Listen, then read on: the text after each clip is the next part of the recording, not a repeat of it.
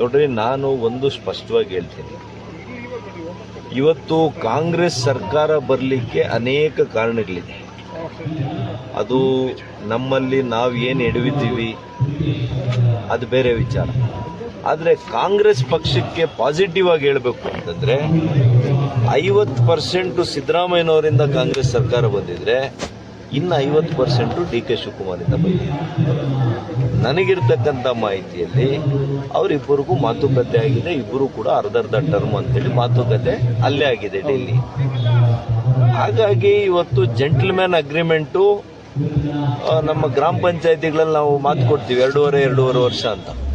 ನಮ್ಮ ಗ್ರಾಮ ಪಂಚಾಯತಿ ಅಧ್ಯಕ್ಷರುಗಳು 1 ತಿಂಗಳು ಮುಂಚೆನೇ ತಗೊಂಡು ಬಂದು ನಮಗೆ ರಾಜೀನಾಮೆ ಪತ್ರವನ್ನು ಕೊಟ್ಟು ಹಣ ಬೇರೆಯವ್ರು ಮಾಡಿ ಅಂತಾರೆ. ಹಾಗಾಗಿ ಉನ್ನತ ಸ್ಥಾನದಲ್ಲಿರೋರು ಕೂಡ ಒಂದು ಜೆಂಟಲ್ಮ್ಯಾನ್ ಅಗ್ರಿಮೆಂಟ್ ಅಂದರೆ ಏನು ಅಂತ ಅರ್ಥಕೋಬೇಕು. ಅವ್ರ ಪಕ್ಷಕ್ಕೆ ಒಳ್ಳೇದಾಗಬೇಕು ಅಂತಂದರೆ ಯಾರು ನಿಜವಾದಂಥ ಸೇವೆ ಮಾಡಿರ್ತಾರೆ, ಏನು ಮಾತುಕತೆ ಆಗಿರುತ್ತೆ ಅದಕ್ಕೆಲ್ಲರೂ ಕೂಡ ನಡ್ಕೊಂಡ್ರೆ ಒಳ್ಳೇದು. ಇಲ್ಲ ಸರ್ಕಾರ ಬಿದ್ದೋದ್ರೆ ಇದರಿಂದ ರಾಜ್ಯಕ್ಕೆ ಇನ್ನಷ್ಟು ಒಳ್ಳೇದು. ಮತ್ತೆ ಯಾಕೆ ಸರ್ ಕರ್ನಾಟಕ ರಾಜ್ಯಕ್ಕೆ ಒಳ್ಳೇದು.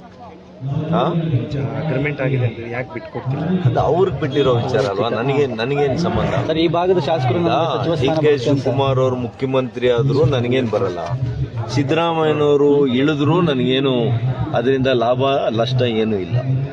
ಆದರೆ ಒಂದು ಮಾತ್ರ ಹೇಳ್ತೀನಿ, ಇದೇ ಸರ್ಕಾರ ಮುಂದುವರೆದರೆ ನಿರಾಯಸವಾಗಿ ನಾವೇನು ಮಾಡಬೇಕಾಗಿಲ್ಲ. ಹೆಚ್ಚಾಗಿ ರಸ್ತೆಗಳಿಗೆ ಹೋರಾಟ ಕೂಡ ಕಡಿಮೆ ಮಾಡ್ಬೋದು ಬೇಕಿದ್ರೆ. ಜನರೇ ನಮ್ಮನ್ನು ಮತ್ತೆ ಕುರ್ಚಿಗಳಲ್ಲಿ ಕೂರಿಸ್ತಾರೆ, ಸರ್ಕಾರವನ್ನು ಅವರೇ